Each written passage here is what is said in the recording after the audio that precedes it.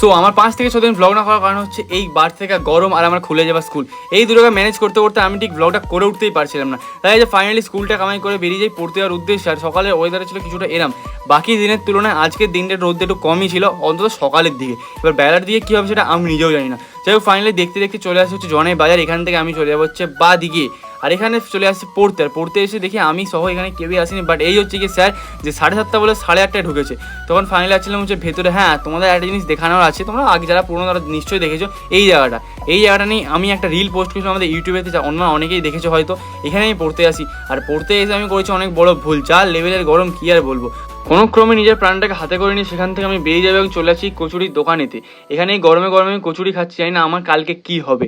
যাই হোক এখন যাচ্ছিলাম হচ্ছে বাইরের উদ্দেশ্যে, যে লেভেলের গরম ছিল ঘেমে নিয়ে একসা হয়ে গেছি। কোনো ক্রমে সাইকেল চালিয়ে বাড়ি এসে দেখি গা থেকে রীতিমতো বন্যা হয়ে গেছে। যাই হোক এই ছিল ব্লগ। ব্লগটা ভালো লাগে, দেখুন সাবস্ক্রাইব করে দেখুন। টাটা।